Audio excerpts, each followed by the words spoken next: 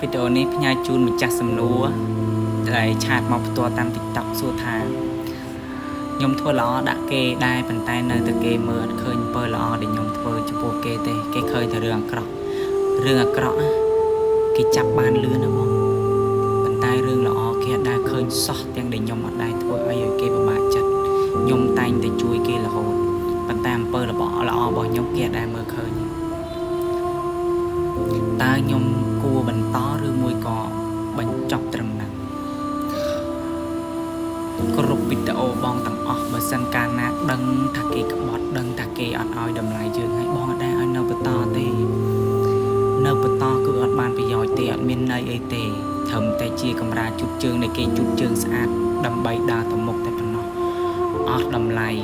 អត់មានតម្លៃទេកាន់តែនៅកាន់តែថោកកាន់តែនៅកាន់តែពិបាកចិត្តវេទនាយើងធ្វើល្អជារឿងរបស់យើង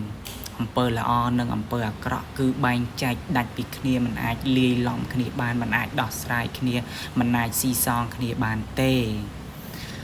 អូនឯងខំធ្វើល្អអស់ពីចិត្តប៉ុន្តែនៅជាមួយមនុស្សដែលគេអត់ឃើញអំពើល្អរបស់អូនឯងទោះបីអូនឯងប្រឹងធ្វើល្អឲ្យងាប់ខ្លួន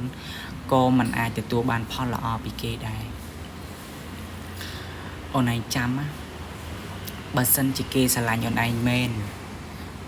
រឿងអាក្រក់បែបណាក៏គេអាចលើកលែងក៏គេអាចឃើញអូនឯងល្អគ្រប់ពេលប៉ុន្តែនៅពេលដែលគេអត់មានចិត្តស្មោះស្ម័គ្រជាមួយយើងអូនឯងធ្វើល្អយ៉ាងណាក៏គេចាប់កំហុសថាអូនឯងជាអ្នកខុសដែរ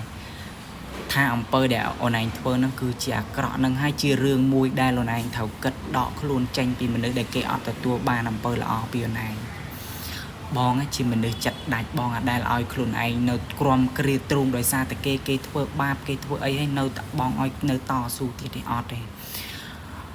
សัตว์រុយនិងសัตว์ឃ្មុំបើមើលពីចម្ងាយស្តៀងគ្នាមែនប៉ុន្តែពីនោះការរស់នៅនិងការទទួលបានគឺគួរយកគឺខុសពីគ្នាឆ្ងាយសัตว์ឃ្មុំអូនក្រេបតែលំអងផ្កាក៏អូបមានក្លិនសាយភាយក៏អូបប៉ុន្តែសัตว์រុយស៊ីតែលាមកនិងក្លិនឆ្អេះឆ្អាបទេអញ្ចឹងអូនឯងគិតមើលថាអូនឯងគួរនៅជាមួយរុយឬមួយនៅជាមួយឃ្មុំបើសិនជាអូនឯងជាឃ្មុំអូនឯងមិនអាចនៅជាមួយរុយបានទេសัตว์ឃ្មុំពំតែលំអងទឹកដែលមានរសជាតិផ្អែមនិងឈ្ងុយពីផ្កាប៉ុន្តែរុយវិញគឺវាបឺតជញ្ជក់តែសារធាតុដែលកក្រិចដែលស្អុយដែលឆ្អាបអញ្ចឹងអូនឯងប៉ុណ្ណឹងអាចវិភាគបានហើយថាអូនឯងគួរនៅឬគួរចេញ